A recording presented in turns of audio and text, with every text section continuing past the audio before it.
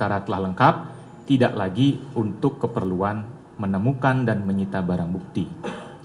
Menimbang bahwa selanjutnya, dalam hal terjadi penolakan, seharusnya termohon memedomani ketentuan pasal 33 ayat 4 di atas, yakni selain adanya 2 saksi harus dihadiri oleh kepala desa atau ketua lingkungan. Hal ini sudah lazim dilaksanakan oleh penyidik dalam praktik. Menimbang bahwa hakim memahami dalam pelaksanaan tugas penyidikan ada kalanya penuh tantangan dan rintangan. Penggeledahan di lapangan seringkali mengalami hambatan yang luput dari prediksi atau situasinya sangat cepat berubah dan menuntut kesigapan dan kecepatan penyidik dalam pelaksanaannya, terutama dalam perkara-perkara yang tersangkanya atau orang yang diduga kuat sebagai pelaku adalah orang yang sulit diketahui tempat kediamannya atau berada dalam lingkungan yang memberikan perlindungan sehingga tidak jarang terjadi perlawanan dan ancaman kepada petugas. Namun keadaan seperti ini sifatnya kasuistis.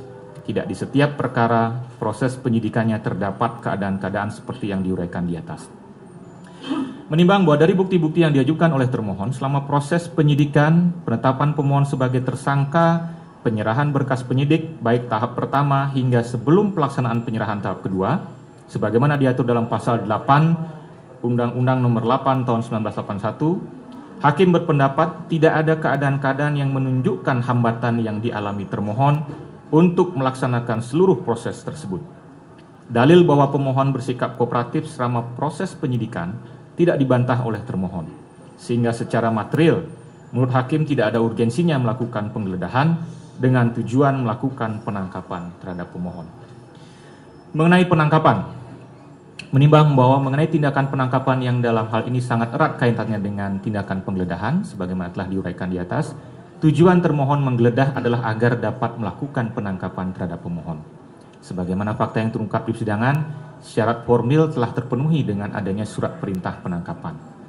Menimbang bahwa sekalipun terdapat pernyataan adanya 2 alat bukti sebagai alasan penangkapan dan bukti-bukti lain yang diajukan termohon di persidangan, dari bukti-bukti lain yang diajukan termohon di persidangan, tidak terungkap adanya fakta kesulitan yang dihadapi oleh termohon untuk menghadirkan pemohon dalam melaksanakan kewajiban pelimpahan. Tersangka dan barang bukti, dalam melaksanakan kewajiban pelimpahan tersangka dan bukti kepada penuntut umum. Sejak pemohon ditetapkan sebagai tersangka pada tanggal 7 November 2025, proses penyidikan tetap berlangsung dan pemohon tidak pernah ditangkap. Selain itu, tidak terbukti adanya perbuatan pemohon atau keadaan-keadaan sebagai contoh. Pemohon mulai berpindah-pindah tempat tinggal dan sulit dihubungi sehingga menimbulkan kekhawatiran gagalnya atau terganggunya proses penyelesaian penyidikan di tahap pelimpahan. Tersangka dan barang bukti kepada penuntut umum atau pemohon ternyata tidak memenuhi panggilan termohon untuk pelaksanaan pelimpahan tanpa alasan yang sah. Menimbang bahwa jika pelimpahan tersangka dan barang bukti telah direncanakan oleh termohon pada waktu tertentu atau misalnya telah ditentukan jadwal yang pasti pada tanggal 22 Juni 2026, termohon dapat dengan mudah memberitahukan rencana tersebut kepada termohon menggunakan surat pemberitahuan atau panggilan resmi yang lazim digunakan dalam praktik sehingga pemohon dapat mempersiapkan dirinya dengan baik.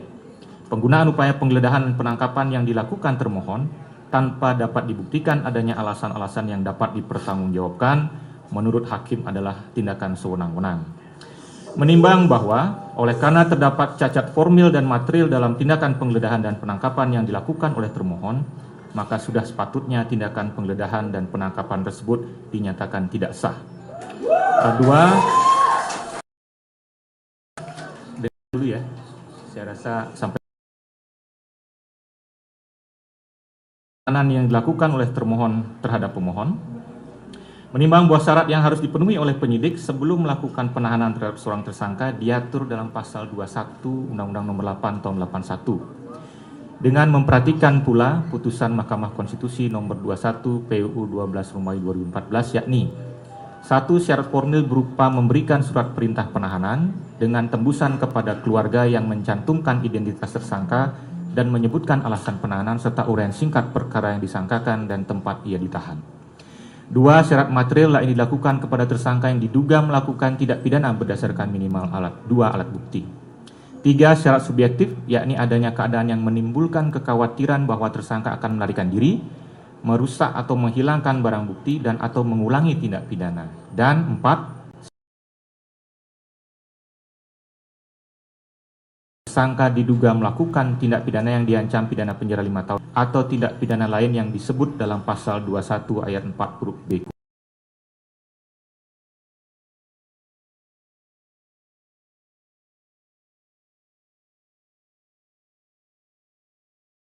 Nomor SPH 458 Metro Jaya tanggal 19 Juni 2026. Di dalam bagian pertimbangan surat penahanan tersebut tertulis kalimat sebagai berikut.